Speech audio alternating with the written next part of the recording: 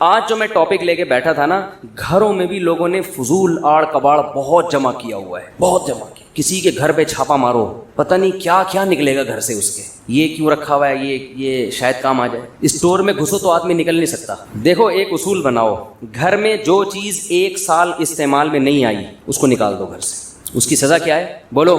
نکال, ایسی کی تیسی. آپ کہیں گے بھائی ہو سکتا ہے اگلے سال آ جائے, نہ ہو سکنے پر چلے گئے نا, پوری دنیا بھی اگر سمیٹ کے جمع کر دو گے تو آپ کا دل نہیں بھرے. ہلکے پھلکے رہو, ہنسی خوشی زندگی گزارو. سمجھتے ہو 1 سال بہت ہوتا ہے, 1 سال بھی یہ چیز استعمال میں نہیں آئی ہے, اس کی گردن اڑا دی جائے گی. گردن اڑانے کا مطلب اس کو گھر سے باہر نکال دو. ایسا نہ ہو کہ وہ کوئی بلی کی گردن اڑا دیں آپ, ٹھیک ہے نا, کہ یہ 1 سال تھے اس کو میں نے پوچھا نہیں. تو پالتے ہیں نا لوگ جانور, 1 سال سے میاؤں نہیں کیا اس نے, اس کو گھر سے باہر نکال دو آپ. میں لوگوں کو اپنی کچھ مثالیں دیتا ہوں. میں نے ایک پنجرا خریدا تھا پرندے پالنے کے لیے, مجھے ٹائم نہیں ملا. آج کل وہ بڑا بہترین سا بنوایا میں نے. آج کل 1 سال ہو گیا. میں نے کہا ایسی کی تیسی. حالانکہ پرندے پالنے کا شوق تاحال برقرار ہے, لیکن کیوں نکالا اس کو کہ بھائی اب جب یعنی دوبارہ خریدوں گا اب میں. یہ سزا کیا ہے کہ 1 سال تک اس کو استعمال کیوں نہیں کیا, اب اس کی اپنے آپ کو سزا دو کہ اب اگر دوبارہ شوق پیدا ہوا تو نئے سرے سے خریدیں گے. اس کی سزا یہ کہ یہ گھر سے باہر. اب وہ آپ کی مرضی ہے, اس کو بیچ دیں یا صدقہ کر دیں, وہ آپ کا ہیڈیک ہے. صدقہ کرنے کی ہمت نہیں ہے, بیچ. اب 3 ڈبے والوں کو تو ویسے ہی دے دیا کرو یار. 3 ڈبے والوں سے بھی روٹیوں کے پیسے لے رہے ہوتے ہیں, 10 روپے 20 روپے. وہ بیچارہ غریب ہے تبھی تو وہ گلیوں میں پیدل پھر رہا ہے. وہ اس کے جائیدادیں ہوتی تو یہ کام تھوڑی کر رہا ہوتا. اس کو ویسے ہی پکڑا دیا کرو. بہت ساری چیزیں بھائی یہ بھی لے جا, یہ بھی لے جا, یہ بھی نکالو. یہ جو اندر خناس ہم لوگوں, میں اپنی مثال دے رہا ہوں, میں کسی اور کو ملامت نہیں کر رہا. ہمارے اندر دنیا کی محبت کے گٹر ابل رہے ہیں, چشمے نہیں کہہ سکتے اس کو, گٹر ابل رہے ہیں. ایک فریج کھول کے دیکھو کسی کا, دھڑام سے چیزیں گر رہی ہوتی ہیں اس کے اندر سے. خواتین نے ہر چیز کہاں گھسائی ہوئی ہے, فریج. پہلے اگر تھوڑا شوربہ زیادہ ہو گیا, کھانا زیادہ ہو گیا تو بھائی اب بچے گا نہیں, فقیر کو دے دو, پڑوسیوں کو دے دو. اب نہیں, وہ ہوتے ہوتے ہوتے ہوتے اتنے کھانچے بھر رہے ہیں, اتنے کھانچے بھر رہے ہیں. فریج بھی چھوٹے پڑ رہے ہیں لوگوں کے, یار یہ والا فریج بھی چھوٹا ہے یار, اور تھوڑا بڑا, اور تھوڑا بڑا. ابے کیا کر رہا ہے تو, کیا خود گھسے گا اس میں؟ ایک وقت کا کھانا پکاؤ, زیادہ زیادہ 2 ٹائم. چلو جی خواتین کو سہولت ہو جاتی ہے, دوپہر کا کھانا رات بھی کھا لیا, دوبارہ پکانا نہیں, بس بہت ہے. اگلے دن کے لیے بولتے کیوں نہیں. کوئی بھی چیز گھر میں استعمال میں نہیں ہو رہی. جیسے میں نے ایک مثال دے دی, اسٹور میں سریا پڑا ہوا ہے, بھائی بیچ دو اس کو, پیسے آ جائیں گے. کچھ کوئی کام کی چیز کھا لو, نہاری کھا لو, بریانی کھا لو مسالے دار, کچھ تو کرو. رکھا ہوا ہے خام میں, اتنے بڑے بڑے اسٹور ہیں, اتنے اس میں مال ملادہ پڑا ہوا ہے. مشین خراب ہو گئی تھی, واشنگ مشین, اس کو اسٹور میں گھسیڑ دیا جا کے, نئی مشین لے لی. وہ کیا کر رہی ہے وہاں پہ, اس کو نکالو باہر. اس سے آپ کو ملے گا سکون. کیا ملے گا؟ دنیا کی محبت بھی نکلے گی. کپڑے بھی بہت رکھے ہوئے ہیں, الماری کھولو, کپڑے وہ فلانی عید پہ بنائے تھے, فلانی. ہمارے حضرت فرماتے تھے 4 جوڑے رکھو ایک ٹائم پہ. کتنے؟ 4. 5واں آئے, روزانہ نیا کپڑا خریدو اگر اللہ نے پیسہ دیا ہے, پرانے والے کو نکالو. خواتین کو بھی یہ کہتے تھے آپ 4 جوڑے رکھیں ایٹ اے ٹائم. جو مالدار خواتین ہیں نا, جن کو روز نئی تقریب میں نیا جوڑا پہننا ہے, 4 رکھیں. اب اگلا سلوانا ہے تو پرانا والا صدقہ. آپ کسی گھر میں جائیں نا, پیٹی کھول کے تو دیکھیں خواتین کے جوڑے. عمر بڑھتی جا رہی ہے, آپ بوڑھی ہوتی جا رہی ہو, اور آپ نے دلہن کے کپڑے اب تک سنبھال کے رکھے ہوئے ہیں. یہ آپ پہ جچتے نہیں ہیں, سمجھ رہے ہیں؟ جہیز پہ جو ملے تھے اور جو شادی والے دن جو جوڑا پہنا تھا, جو غرارے شرارے, وہ اٹرم پٹرم اتنا کچھ بھر کے رکھا ہوا ہے. بھائی کیسے روح نکلے گی؟ یہ ایک جوڑے سے روح نکلنا بہت ٹینشن والا کام ہوگا. 4 جوڑے ہوں گے, روح آرام سے نکل جائے گی. آپ کہو گے بھائی 4 ہی ہیں, کوئی مسئلہ نہیں ہے, لے جا بھائی. ہم آپ کو یہ نہیں کہہ رہے کہ آپ نئے کپڑے نہ پہنے, جیسے ہی پہنتے رہے پرانے والے کو صدقہ کرتے رہے. ہاں کسی کے ایسے کپڑے ہوں کہ دھونے میں ٹینشن ہوتی ہے, جیسے سفید کپڑے آپ کو زیادہ رکھنے پڑتے ہیں. وجہ اس کی ہے کہ وہ جلدی میلے ہوتے ہیں, تو پھر وہ گھر کی خواتین کو دھونے میں مشکل ہوتی ہے. تو ایسی کوئی مسئلہ ہو تو ایک الگ بات, لیکن یہ کام اصل میں ہے گھر کی خواتین کا. یہ کام کس کا ہے کہ وہ گھر میں کوئی چیز ضرورت سے زائد جمع نہ ہونے. لوگ نیا فرنیچر خریدتے ہیں, پرانے والے کو اسٹور میں ڈال دیتے ہیں. اسٹور میں نہیں ڈالو بھائی, پرانا والا فوراً سے پہلے بیچو یا صدقہ کرو. کسی کو فون کر کے بول دو اس کو یہاں سے, یہ جنازہ کی طرح ہے, اس کو اٹھا یہاں سے, یہاں نہیں پڑا رہے گا. یہ میں نے گھر میں جم خانہ کھولا تھا. جب باتیں آئی گئی ہیں تو بس ایک آخری مثال دے کے, یہ میں مثالیں شو مارنے کے لیے نہیں دے رہا, سمجھانے کے لیے کہ میں کہنا کیا چاہ رہا ہوں. وہ جو مشین ہوتی ہے نا, یہ وہ جوش ہوتا ہے, کبھی یوں آدمی کر رہا ہے, کبھی ڈولے شولے. تو ہم نے کہا یار جم خانہ جانے کے بجائے بہتر ہے کیا کرو, گھر میں مشین لا کے رکھ لو. خریدی ویٹ مشینیں, صحن میں لا کے رکھ لیں. توفیق اب تک بولو نہیں, کیونکہ ماحول ہی نہیں ہے. ماحول میں انسان کام کر لیتا ہے نا. جم میں ایک ماحول ہوتا ہے, سبھی کر رہے ہوتے ہیں, تو آدمی کا دل چاہتا ہے چلو 2-4 ڈنڈ ہم بھی پیل لیں.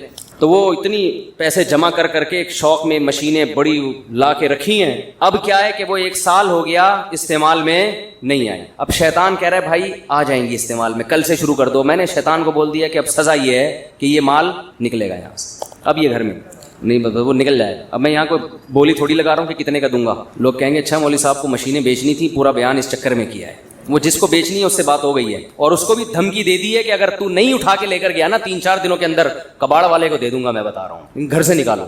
1 سال بہت ہوتا ہے, بہت مہلت دے دی اپنے آپ کو. اب اگر دوبارہ کسی وقت خیال آیا نا کہ گھر میں ایکسرسائز کرنی, دوبارہ پیسہ لگا کے خریدوں گا میں, لیکن اب اس کی ہمت ہوگی نہیں. جب ایک دفعہ اتنے پیسے انسان کے برباد ہو جاتے ہیں تو دوبارہ ہمت نہیں ہوتی. 1 سال بہت ہے مہلت دینے کے لیے. تو بھائی نہیں ہو رہا ہے اس کا مطلب 1 سال تجربہ ہو گیا. بھائی گھر میں آدمی جاتا ہے تو یہ کام ہوتے ہی نہیں اس سے. گھر میں تو بچے پکڑ لیتے ہیں, آپ کو انڈے لینے کے لیے بھیجا تھا, آپ جناب ایسی خالی ہاتھ آ رہے ہیں, اور یہ اس کام کے لیے بھیجا تھا. گھر کے 10 مسائل ہیں, گھر میں نہیں ہوتے یہ کام. کچھ لوگ کرتے بھی ہیں لیکن ہم نے 1 سال تجربہ کر کے دیکھ لیا بھائی ہمارے بس کا کام نہیں ہے. اور بدنامی الگ ہو رہی ہے. جو گھر میں آتا ہے وہ سمجھتا ہے پتہ نہیں ہے کیا کوئی مسٹر پاکستان ہے یہ آدمی, مشینیں ایسی لگی ہوئی ہیں جیسے پتہ نہیں کیا یہ ڈولے تو اس حساب سے کہہ رہے ہیں, نظر نہیں آ رہے یہ جہاں کہاں رہے ہیں. مشینیں ایسی لگائی ہوئی ہیں, آپ آگے ہمارا صحن دو, آپ بولو ارے بھائی مفتی صاحب تو ماشاءاللہ. تو بدنامی الگ ہو رہی ہے. تو اس کا حل کیا ہے؟ اور آج میرا ارادہ تھا ایک کباڑ والے کو میں فون کروں کہ یہ مشین بندے اٹھا کے نہیں لے کے جا رہے جن کو بیچنی ہے, تو اس کو وزن کے حساب سے بیچ دے بھائی, تو لوہے کا جو وزن ہوتا ہے نا. اور میرا ارادہ تھا آج,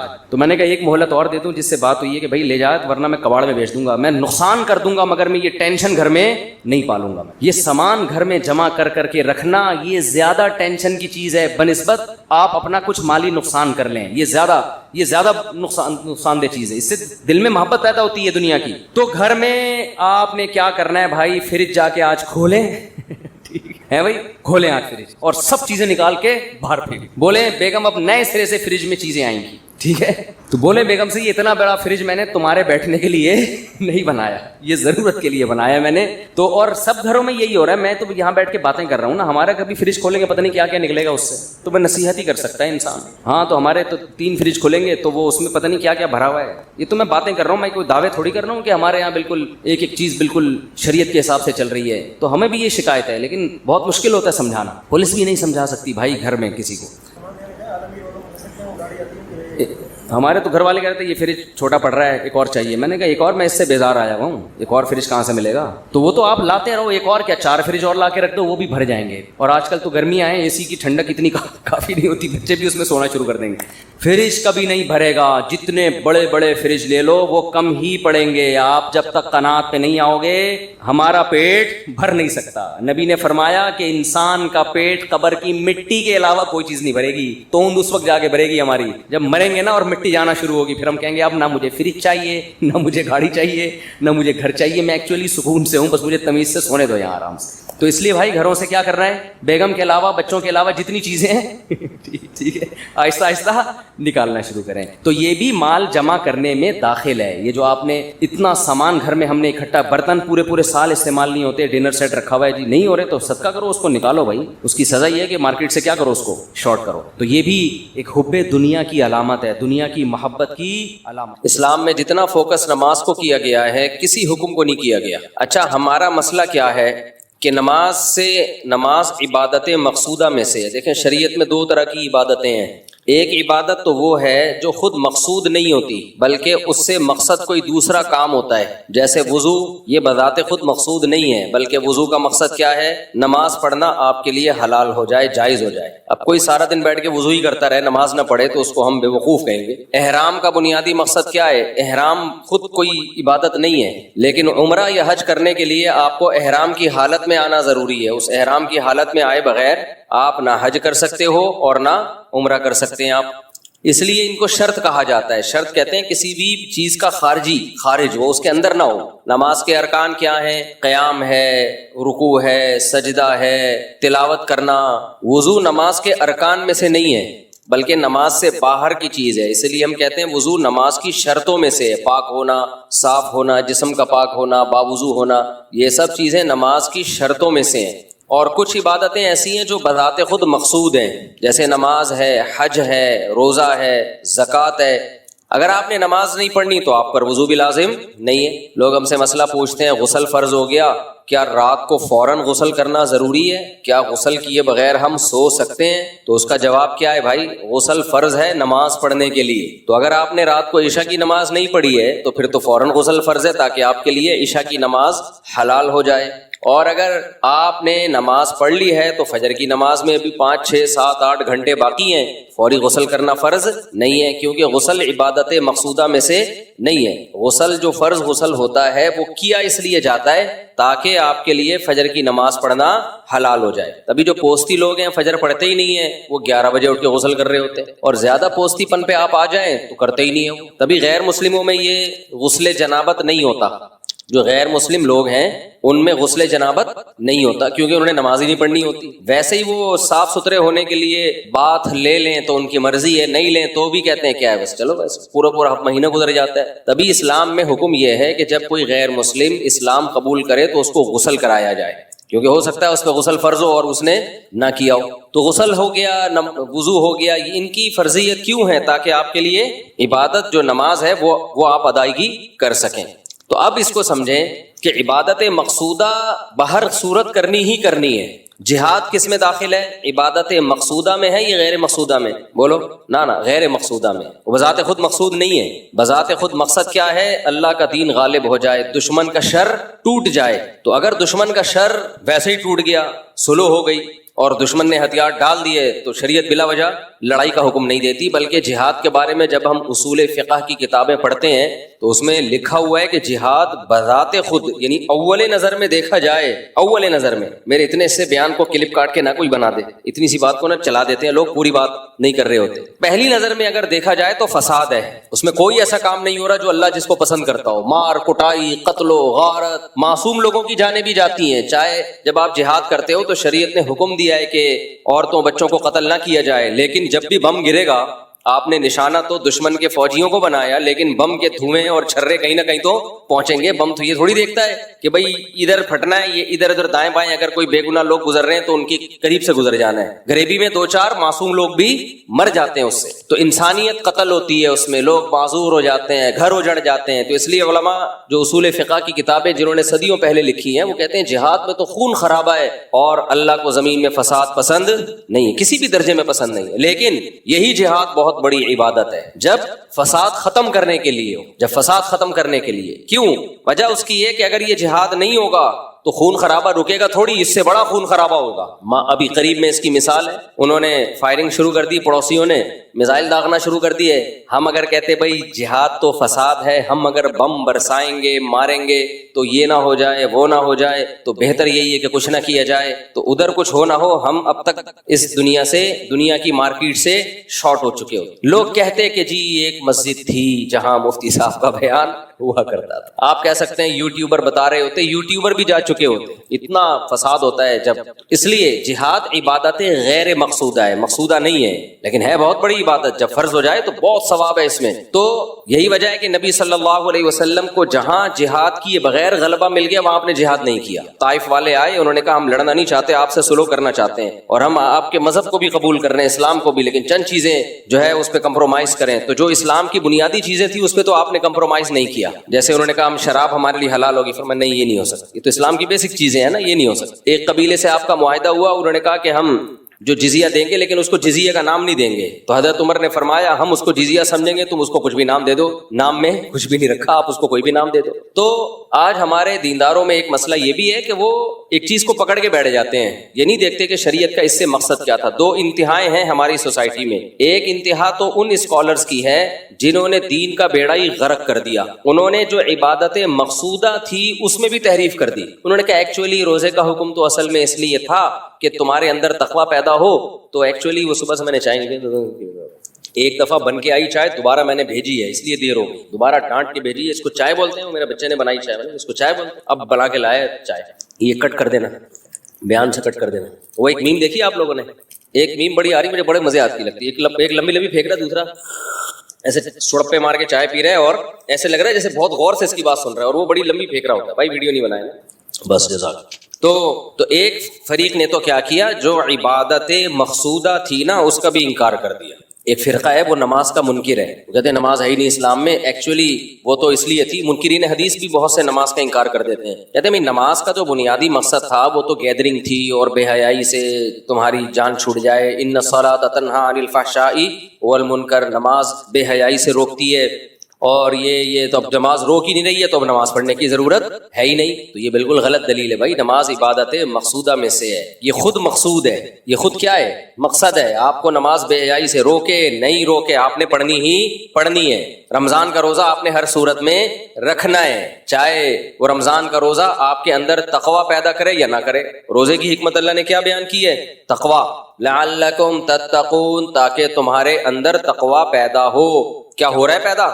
کتنے لوگ ہیں رمضان میں بھی ٹھگ رہے ہوتے ہیں لوگوں کو، فلمیں دیکھ کے ٹائم پاس کر رہے ہوتے ہیں روزے میں، تو تقویٰ تو پیدا ہی نہیں ہو رہا، تو ان کو کیا کہا جائے گا، روزہ چھوڑ دے وہ؟ نہ بالکل نہیں، روزہ پھر بھی رکھنا پڑے گا۔ نماز کا بنیادی مقصد ہے اللہ سے تعلق کیا ہو جائے آپ کا مضبوط، بہت سے لوگوں کا نہیں مضبوط ہو رہا ہوتا نماز سے تعلق، پھر بھی نماز چھوڑنے کی ان کو اجازت نہیں ہے، کیونکہ یہ عبادت مقصودہ میں سے خود مقصود ہے، اس کو کرنا ہے آپ نے ہر صورت۔